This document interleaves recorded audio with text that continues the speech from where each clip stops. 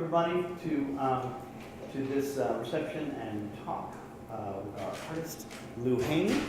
Lou was born in Mississippi, Decatur, Mississippi? Actually, Alabama. I lived in Mississippi. It's okay. I can see how they can overlap in people's minds. They're very close. Yes. So, right, Alabama. What? I'm Alabama also. Oh, really? Where in Alabama?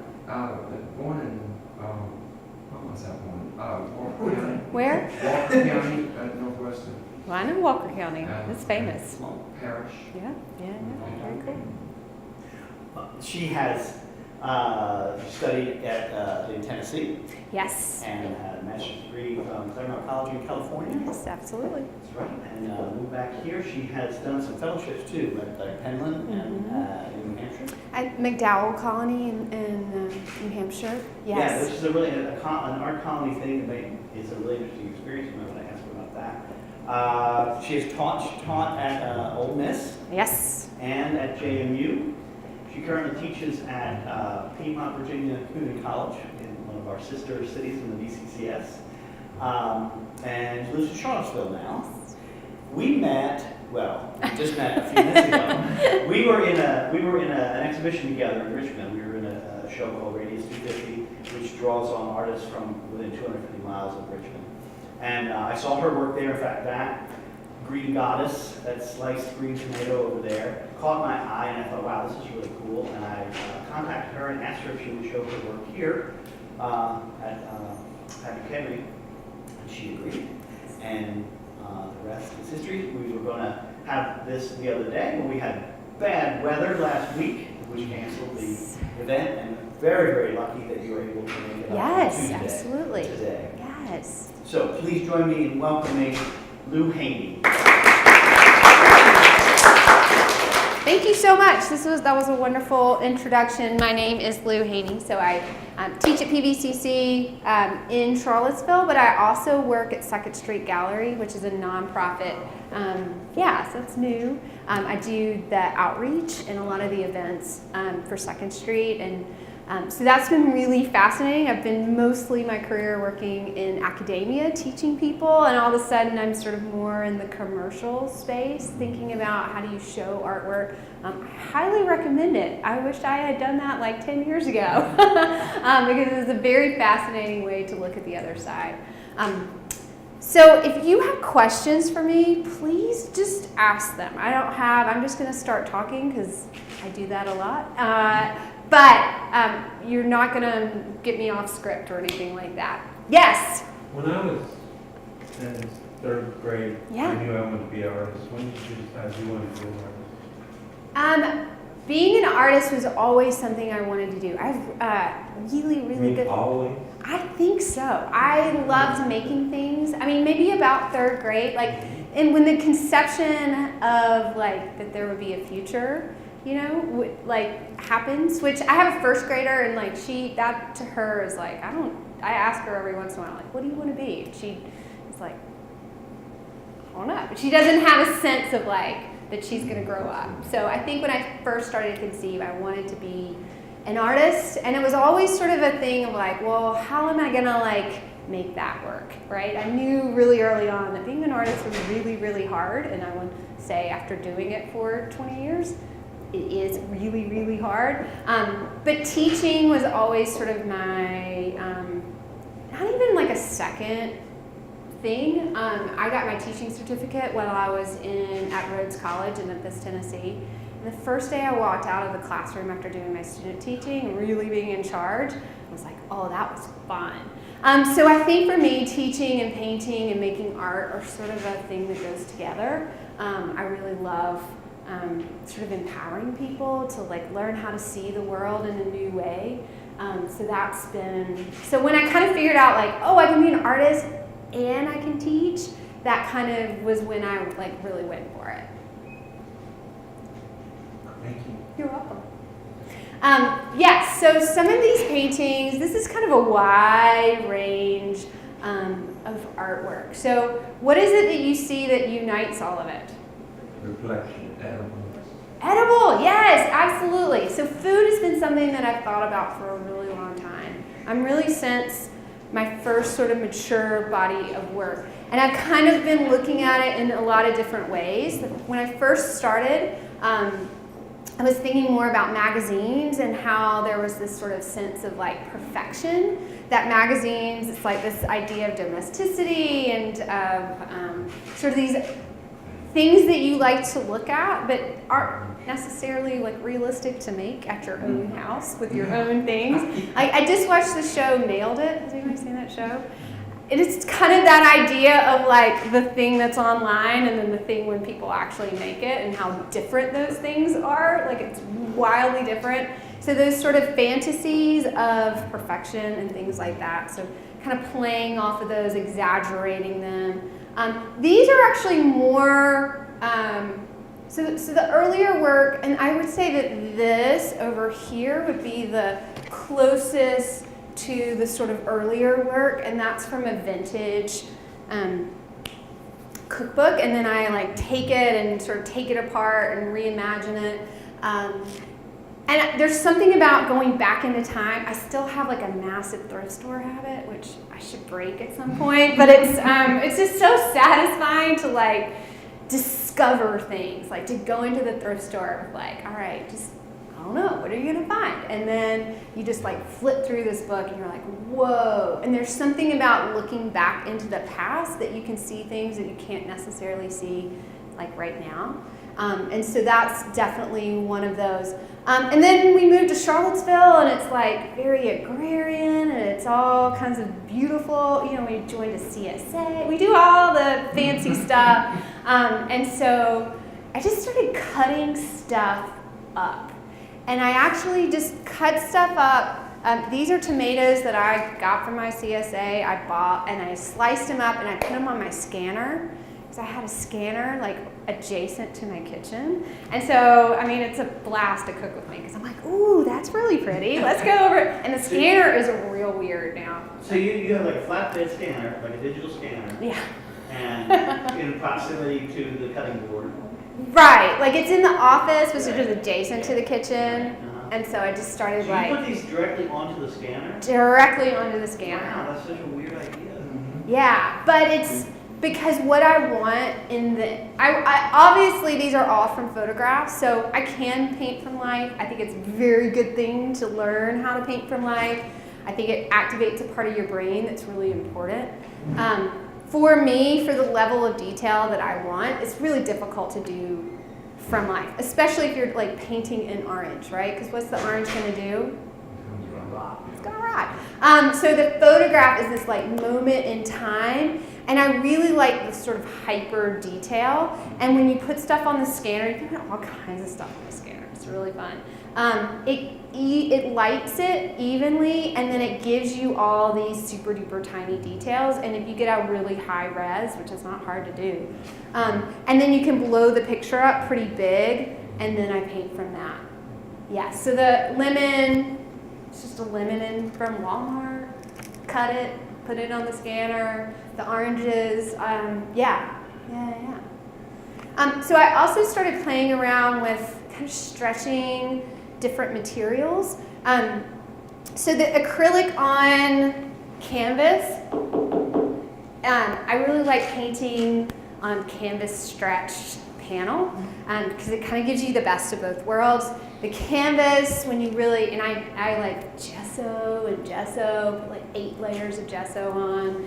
So that you get a really nice surface. So when you start painting, I paint with acrylics, and I think if you use good acrylics, you should use like golden is my favorite. You can really get some really beautiful surfaces. And so I'm always trying to get the paint to sort of sit up because I really like the paint part of all of this. I like moving it around and mixing it and layering it. And so that's sort of the traditional way that I've made things, but you know, that thrift store habit. So I went to the ASPCA thrift store in Charlottesville, and I found this tablecloth, and I was like, and I also sew and knit, and you know, I have the ability to make that, but that took a long time.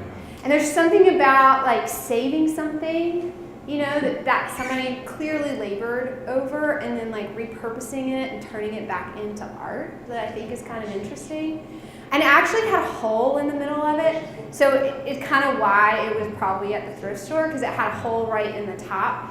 So what I did to this is I stretched it on the panel, and then I took some spray paint and spray painted it. I kind of made a little bit of a mask so that I wouldn't lose the stitching, because that's really what I love.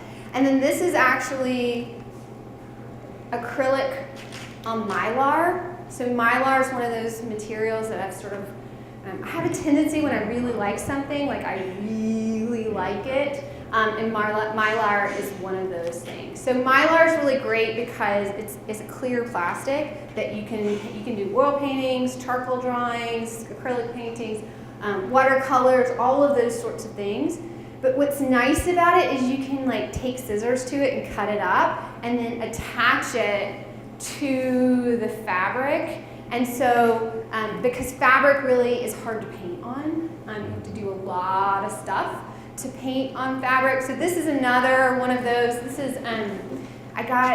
somebody gave me some like fancy Belgian linen, which is like really expensive. And there's part of me that's like, the fabric's so pretty. I don't want to like obscure it. I want you to see the fabric, because I thought the tooth of that fabric was really beautiful. One thing that's becoming more and more important in my studio is this idea of making patterns. I've actually like taken some online classes and learned how to like make commercial patterns in the last year, which has been really fun. And so kind of playing around with like scale and patterning. So for this painting, this is again another on the panel. So I stretched it, I covered it in a clear gloss medium, or it might be matte medium. I think maybe it's matte medium. And so that's what prepared the canvas. And then I actually had this little painting, which was again one of the like pieces of like a radish that I just cut in half and scanned in my studio.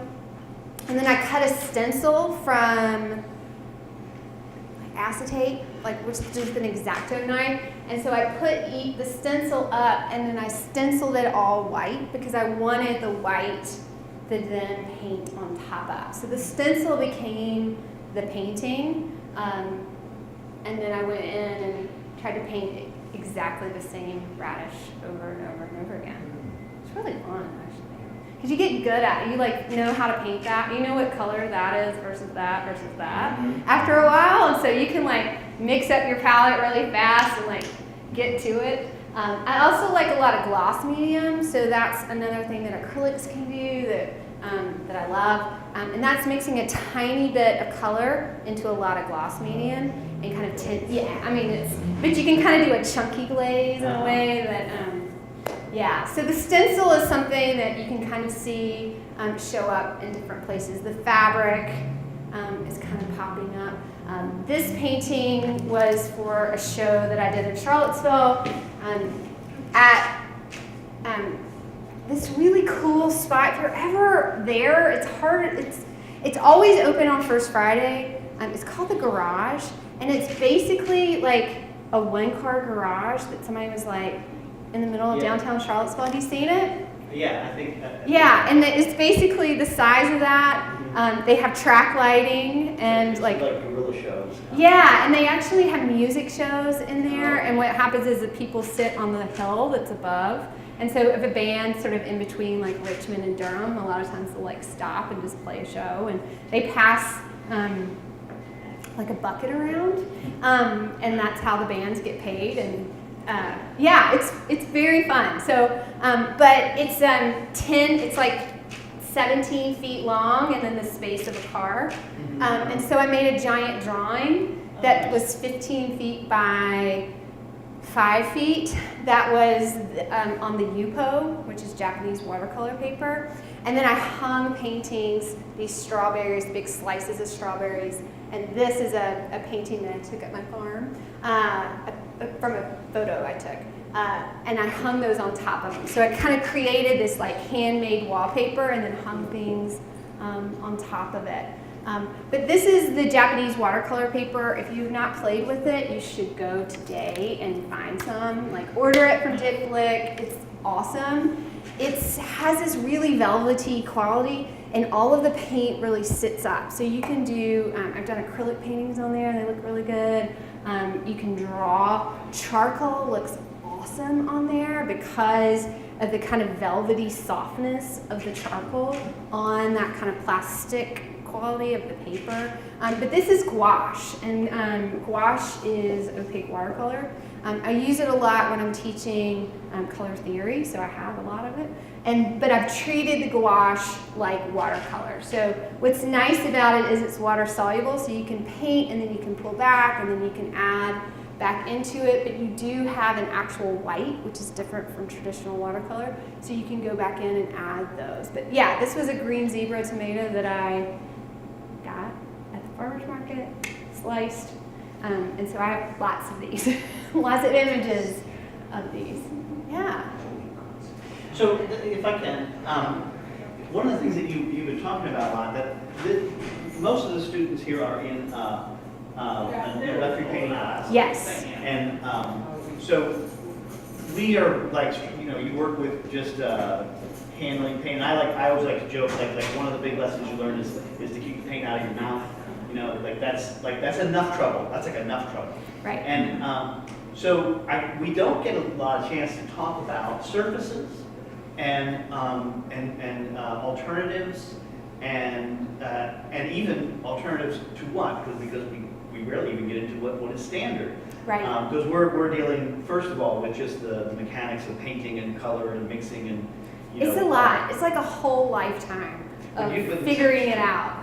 It's so interesting that you're so interested in exactly those things. Right. Right. So and then that makes it one of the things that I think that's so fascinating to hear you talk about is that what you paint on becomes actually a really important component of how the painting comes out. Right. So I think that's interesting. So this is when I made a very good strategical decision. I married a woodworker, which means that like I can just say like, hey, I need some frames, and it's just like I just have to draw it out because it turns out I'm really terrible in the wood shop, like really bad. So I have my what I call my vice president of operations on it, and so some of this stuff, like this painting, came about simply because he had found these like MDF rounds, and at some point we had like saved them to make a table, and then we didn't want the table anymore, and I said, can I have them? I would like them. And so basically it's a round of MDF that I gessoed and then painted on top of, and then we put the D-rings on the back. So there was something about the rotund, the pendant shape that's really traditional in art history. And sometimes I always struggle with what to do in the negative space, what to do behind there. And there's something about that circle that just sort of solves that problem because you don't have a negative space, it's just the object. And then what happens when you sort of turn that object into like an icon, right? And then one thing that I've always been interested in from the very beginning is this idea of scale. So what happens when you take something that's really could fit in your hand and then you blow it up bigger, and then you have to confront like what does it mean to have a giant lemon? And then also lemon like in a semiotic way of thinking about like what things mean, like a lemon can also be like a bad thing, right? If you buy a car and you go, oh, I bought a lemon, like that's not a good thing, but yet it's, it just has like a lot of layers to it that you can also, but then it's also like when you really look at the inside of it, it has like radial balance, and then it has all of these layers, and then you get to paint all of this like lovely yellow stuff and add like gel medium. The metal's been really fun. Yeah, and that's on aluminum. And I've done one on copper, and again, I did the same thing like I did with the linen, which was like the surface that I was going to paint on is so cool, and I don't want to paint it, I want to like leave the metal. Although I sold one of them with the copper, and I hadn't really investigated sealing the copper, and so the copper had started to change on me. It started to have its own patina, and I had to do some quick research on like how to stop it because they wanted the sort of bright coppery background. They didn't want it to turn brown and green. Yeah. Yeah. So sometimes you encounter things. One But thing. is this, pardon me. Yeah. So is this, is the background just completely untreated, just aluminum? Yeah. Okay, so it gets its color from the aluminum. The aluminum is the And background. that's not reactive, so that's not gonna Exactly. rust or. Exactly. Ah, So aluminum may be right. the better thing for me. And actually, my husband's working at a sign shop right now, and so I'm getting all kinds of cool stuff. I'm getting like plexi, this like sign plexi, and then aluminum, and then this stuff called Dibond, which is like plastic covered metal. It's real cool. So stay tuned. I'm also painting on wallpaper. Do you know you can just paint on wallpaper? I didn't know that. And it's actually like a really good surface. So if you ever have any like old wallpaper sitting around and you need something to paint on, Paper or vinyl? Because a lot of modern wallpaper is really vinyl. you can still paint on that. Well, sure, you Yeah. could. I'm just wondering if you. I think mine is old. I like old. Okay. I mean, it's stuff from the '70s, so it's vinyl, paperish. I think. I mean, it might be vinyl. It's cool. It's not like I know, I'm just curious. Yeah.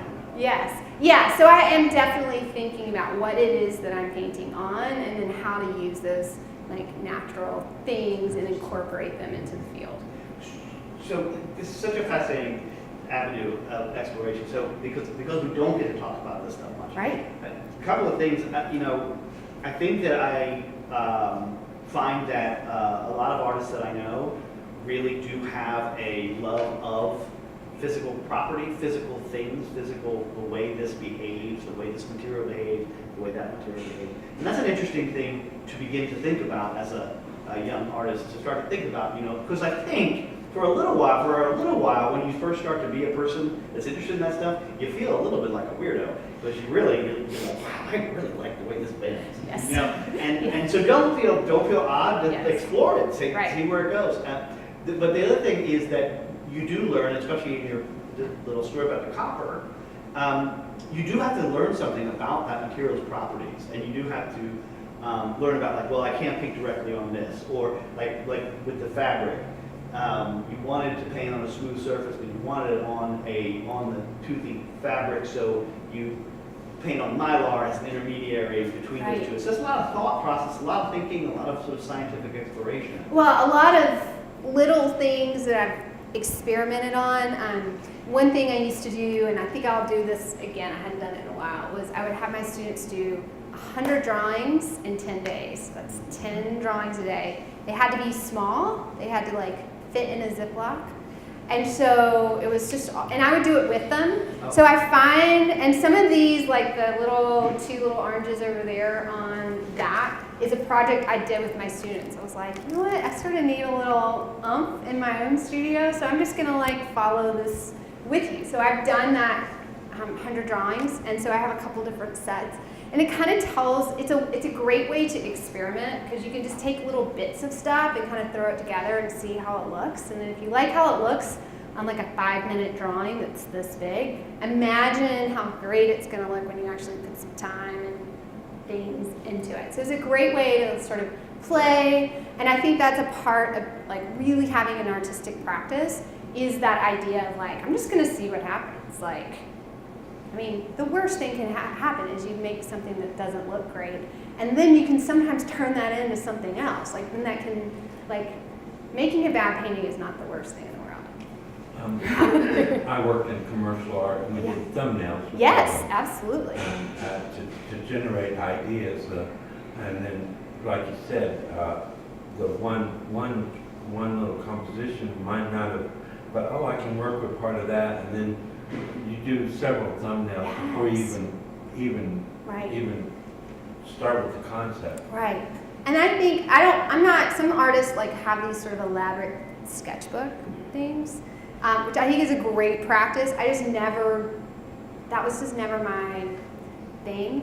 I'm much more likely to use my phone as and take a lot of pictures, or collect a lot of magazines or books and sort of tear sheets out and kind of collect them and organize them and things like that. And so when I feel sort of stuck, like, or I don't know the next thing I want to make, doing those little like 100 drawings in 10 days kind of things. And there are online things, like if you're on Instagram, like Inktober and stuff like that, like these little online challenges where you just sort of participate can kind of, you know, push you, and sometimes it's just making art like part of your regular practice, like it's exercise, like you gotta exercise every day to kind of feel right. I think art can be that. It should be that. I often feel like when I'm not in my studio, like, you know, my shoulder kind of hurts a little. Like I don't quite feel right and balanced, so definitely. Yes? I hope this isn't throwing you a curve No. that you don't want. But one of the things I've noticed before I knew who did these, Yeah. walking through the space, was how aggressive your use of negative space. Yes. Yeah, I mean, there's something I'm always playing around with, which is this idea, like I don't want these to be too nice. You know, like I don't want to like just make like a nice tomato painting. But I want to make a tomato painting, but I'm trying to figure out like how do I make it in like a contemporary way where it's sort of like shoved up, like hey, look at me. There's no sort of like gentle thing like the tomato on the vine or nice still life. It's like boom, there it is. So I do think that I mean, especially like the oranges. I saw that in a parking lot of these oranges just being rolled, like I think some kid had they'd just fallen out of the car and then like somebody had driven over them and they just smushed and was having a particularly bad day. That was incidental? Yeah, I did not make that up. I like looked down and saw it and went, whoa. And I was like, and I'm like that weird person, right? I'm like taking pictures of smushed fruit in a parking lot. Luckily, iPhones make that weirdness like a little less weird because everybody's sort of always taking pictures, so that's great. Yeah, no, I want there to be this sort of sweetness, but also the kind of like in your face quality. I mean, a giant lemon, like if you really, yeah. So is that the basis for your dimensional and highlight? I mean, everything has dimension to it. Like that old fruit there, that first one. This one? No, that The watermelon. Yeah. Each- Like I like light, right? I Each individual really. thing has its own dimension to it. Yeah. And its own highlights. And it stands out to you. I also wanted to kind of play around with like this more of a contemporary move, like to kind of play off of like really finished versus something that felt a little bit like more fresh or more sort of improvisational. So I meant to kind of have this be sort of in one go, but I planned that, like practiced it a couple of times before I tried to go, so that they could kind of, and then that's also the kind of floating quality. So it's like I mean, these feel really three-dimensional, and then the background feels really flat. Yeah, that is a really interesting juxtaposition of that, because the little berries are like they look like Audrey Flack or something. Right, yes. Almost out of focus, and then that stripe is just like very very flat Kenneth Nolan or something very very Yes. abstract thing, and that's an interesting because then it makes you question whether it looks like it's cut. Right. Like it looks like it's cross section. It's one of those watermelon bowls where you take a watermelon and you. I know. Again, it's from that kind of like, just like how-to magazines and things like that, and I just think it's it's very elaborate for just a bowl that you would have once. You feel like it's going to fall right out. Yeah. It's gonna like tump out on you. Because those would like hurt, right? Yeah. This one here, you can feel the dimension of the Jell-O and the cake and everything. And for me, when I do stuff, I'm always working on the dark side, trying to get it to. But just with a few indications, you have created a dimensional space on that flat surface there, especially with the glass top table. Yeah, yeah, I love light and things that are reflective. Right. I painted a lot of metal, painted a lot of glass. That's probably one of the few things that are in here. Wow. And there's something really abstract about it when you really get down to really looking at what makes a metal piece. Is like you start to see, that highlight, that shadow, those, and you have to really turn your brain off. We did still life and Mr. Bannon came by and says, nice lemons, because I had it was a lemon, but I hit it with a piece of light on it, and that kind of made it stand out. That last 20 minutes where you really go in and like add the highlights, that's the best part. Like the dazzle, like it only happens right at the end. So you struggle with this painting, you struggle and you struggle, and then you get to the end. Do you remember when Mr. Turner went in and added that little buoy to that painting? You see that it was a movie. Oh, okay. He did a thing. He Got went it. in, Yeah, that last little The little thing you red do that's buoy. like, and it just made the whole painting. oh, I wish the whole thing was putting buoys in, but. Since this is a class, let me draw all my students' attention to the enormous range that you get out of a single, well, I guess technically, out of a single hue. So you have red. The tomato is red, and then how many red? And then this is another red, but it's a whole different, the other side of red. And then it's again, though, an enormous number. I mean, I'd like you all to look at that. One of the things it's very basic teaching things. Like you're trying to make an object seem like it's turning in space.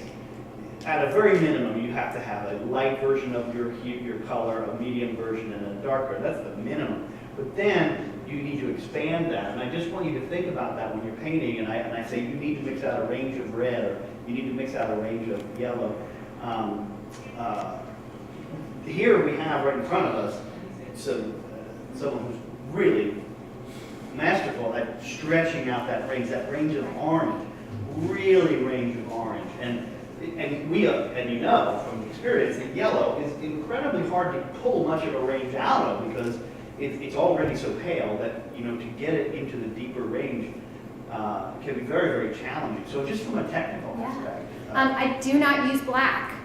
The only black that's in this, don't use black, is actually, I think I used an actual black in the background of the orange painting just because it was on like. See, as I learned, that's okay because that is a black object. Right. That's different. Right. It was but I mix all of my own dark colors. So when you're making something like this, to get that sort of dark red, what do?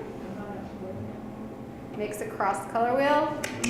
Color Green. theory. Yes. Thank you. Yeah. Thank you. So You can make me feel like I'm talking something.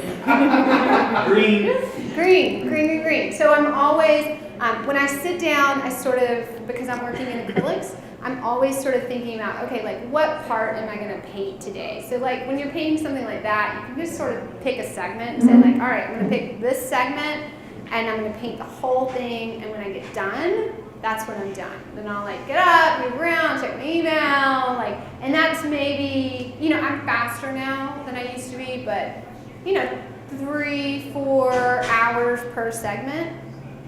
And so I get things blown up really big, and then I sit there with that picture and I make sure that I have really good light in my studio, and I mix up every single color that I can see. So for that little one part, I might have 12 colors mixed on my palette to start with. And then I'll start mixing in between those colors as I see something or I'm trying to soften something. But there's a lot, and I was trained to sort of like mix on the palette, not on the paint. So, and you can kind of see the crisp edges for that. That's his style. I think that's like, That's how he teaches us. Right. Mix on the I palette. think that's the right style.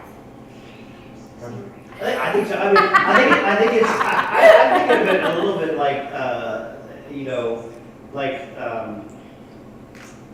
like, you're preparing like a vocabulary, what are you gonna work with? And Right. I mean, if you, and I guess I know some people that do work more on their painting, but you don't know what you're getting in there.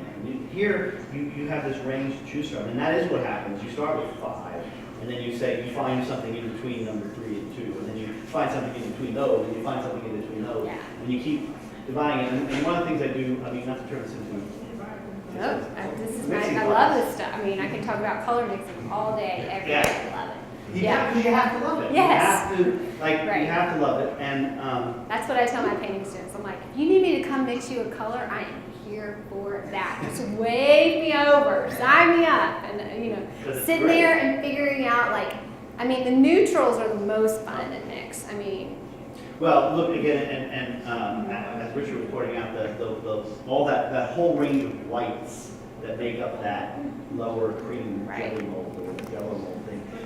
There's a whole range. I mean, people say, well, my wife teaches painting too, and she will go to Lowe's and she will just pull all the white paint chips, and she'll go to her class and she'll say, what's white? And there will be 3 or 4 dozen different shades, and so you have all of this range. And I'm always saying that the time you spend mixing, that's painting. I mean, because sometimes I think maybe people think if I'm not actually doing the mark making and the image creation on the canvas, that's not the painting. And but the time you spend mixing, that's a very, very important Oh, yeah. part of painting. right. And it's not separate from or Yeah. preparatory to or just in support of. It is. Right. You gotta mix that. It's like if you're a chef, you got to do the mise en place before you actually start with the stuff on the thing. So you've got to like have all of your things cut up and measured and that, and then you can go really fast because you're not always stopping to be like, oh, but what's that over there? So I think if you stop and really spend time mixing, it And saves you time in the long run. it's amazing how you will talk yourself out of things. Like if you mix up 15 oranges, different colors of orange, you have them there. But if you've only got 3 and you really need a 4th one, it's amazing how you say, no, I could probably make do with this one. It's like, you need to have them You all have to, there. you have to mix them. I don't know. And I think that's the part where you sort of go from being art student to being artist, is like where you can't leave it alone. Yeah. Where you're like, I can't not make that other one. So that painting is just not done until I get that 4th, 5th, orange, 6th, 7th. Yeah, they take a long time. I mean, real painting takes a long time. Since you're working in acrylics, Yes. and you are. so There's every one oil. segment- So there's one oil just Okay. right there. Every segment you have to mix. You said one day on a segment, so you've got to remix everything every day. Yeah, I can kind of remember because I kind of just leave out, a lot of the difference is just buying different kinds of paint. So like I might have 4 kinds of yellow that I then play around with. So I kind of know what the Hansel yellow light is going to do versus the cadmium yellow medium. And I know that one's a little darker and one's a little warmer. And then a lot of times I'm mixing a purple, but I found this color called violet oxide. Which is great. Have you ever used violet oxide? Fabulous color. But it's great when you're doing a lot of stuff with yellow because it is a neutral purple. So it will darken a yellow. I mean, you just need just a tiny dot of it to affect the yellow. But it's really, How long does, like if you're doing that tomato, Yeah. mix so the an gouache. amount of reds. So the gouache is a little different because the Okay. gouache is water soluble. Okay. So that means it won't float as well once it dries, but it will, you can pull it back and add a little water to it. So you can get some more. The tomatoes are the fastest up there. Those are usually like a 6-hour, something like that.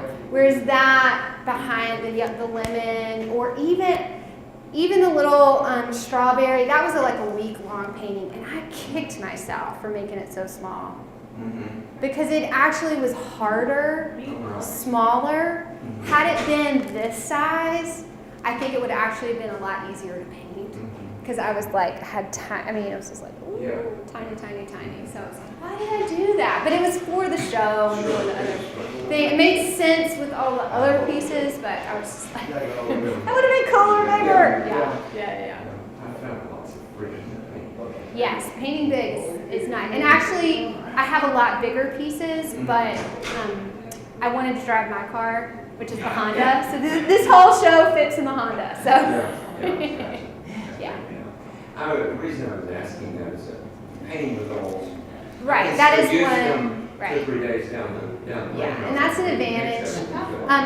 I tend to paint vertically, so I think in layers. So I'm painting like a flat layer, letting it dry, and like each layer of the paint is almost like, and this may be a generational example, but when you have an old, like a camera, manual camera, and you have to do the actual focusing of the lens, it's like at the beginning of the painting is really fuzzy, and every sort of session I'm tightening and tightening and tightening and tightening. And that's how I know it's done, is when I get it to be the sharpness that I want to do. But so a lot of these have 5, 6, 7 layers of paint. So when I do paint with oil, I find that I'm always trying to use Galkid and things just to make it go faster, because I try to make it behave like acrylic. And at some point I went like, why just use acrylic? Like don't.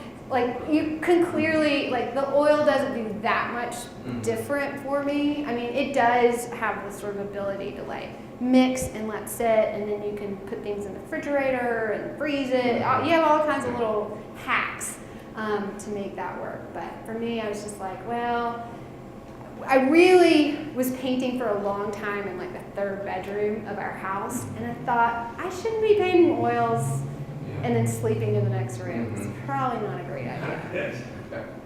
So, acrylics are a little more user-friendly that way. Are the more expensive ones less fast drying?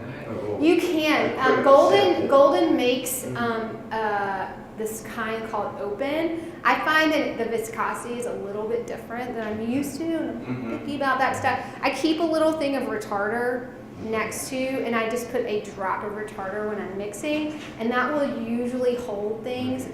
When it's really hot, things dry faster, but you know. Well, I was trying to paint something outside in acrylic, and it was getting this was drying before I could ever get it on. And that's also part of the mixing. Yeah. The more you pile it up into like a really thick mixture, the slower it will dry. So if it's really sort of spread out on your palette, it will go like that. So you have to like mix and then pile it up, and then mix your next color, pile it up. And you know, this is just a lot of practice and realizing what my rhythm is, and then sometimes I'll have something in my studio that I call like a palette buster, and it's just like an extra piece of paper that I just use for like the extra paint that I don't get to, where I think I was way off on that yellow, and so I'll just like play.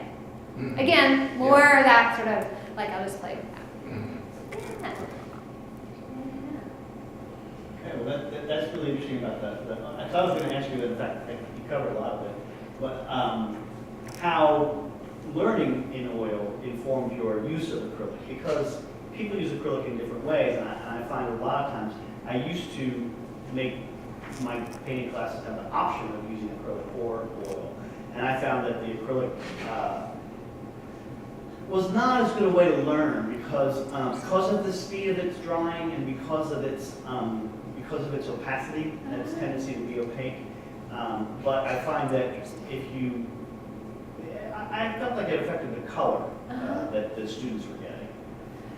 I think that's also the pigment. You know, I think that if you can go in and find like better pigments for, I find that the acrylic sets, that a lot of times will have that permanent green light. Permanent green light, unless you're doing like a obviously fake green, like the Jell-O, is probably something you should not have in your palette because it doesn't really correspond with green things in the world.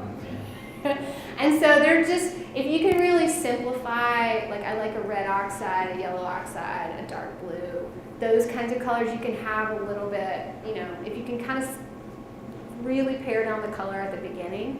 One thing that I did that was really cool, several years ago, I had a friend who was teaching painting at ETSU, East Tennessee State University, and she was probably something illegal, or not frowned upon, but she's teaching a class, and I was like, can I just come take your class? And she said, yes. And so I would just go up there every Tuesday, and I would teach all of my stuff, like full teaching load, and then I would drive to Johnson City, and I would take her class, but it was an old master painting class. And so she really taught us how to do, like, to make, a Dutch still life from the 1600s, like a calf painting. I did a Bellini master copy, and so we had to do all of the value studies on brown paper before we even started painting. So you had to do a complete drawing of the thing, then you had to go to the canvas and you had to do a black and white underpainting, and then you slowly started adding color with glazes. Their technique. Yes, yeah, so I mean, and that was really lovely. I loved working that way. But I use a lot of acrylic mediums and kind of in a clunkier way do a lot of the same thing. So I brought that sort of slow thinking about glazing back into my practice because I can, I guess. Well, I guess in a way that was kind of what I was headed towards was that I don't think people would even realize that a lot of these were acrylic, like the oranges, for example. Right. Because your color is really, really rich. Right. And it does appear to be layered. Right. And I don't think that a lot of people paint acrylic that way. Or let's say if they don't know too much about it, they Right. don't know that you have to take that really slowly, and the oil paint naturally builds up in layers Right. in a way that I think acrylic It's interesting. can Yeah. in the Right. right hands. Right. But not necessarily, That's a lot of times interesting. it can be dry and surfacey Uh-huh. instead of rich, like you're getting out of it. And so I guess that was kind of my question was I guess Yeah. what I was getting at was that knowing all those things, and now I know you know all that stuff about Bellini, and the Yeah. painstaking Right. labors that they went through to Right. paint paintings. Which, by the way, that's why they're still around. That's why they're 500 years old and they're fine. Because they were so good at making that the oral Right. practice. So I guess that's what I meant. Yeah, no, Surprising. these are a lot of layers. I think the real trick to acrylic paint is many layers with really good paint, and then using those gloss mediums and matte mediums with just a little bit of pigment, but like That makes it really- more transparent. That makes that Yeah. turns it into glazes. yes, Which yes, builds color Yes. slowly and makes it rich. right, Right. Yeah, Nice. yeah. Beautiful. yeah. I like the texture. Yeah. Cool. Okay, well, does anyone have any further questions for our guests? Because these are wonderful. If you do, and you have a question that you just want to ask her, we'll be milling about. Sounds Have good. some more snack, and please interact. Yes, please. I promise I won't bite. And so if you just join me one more time in thanking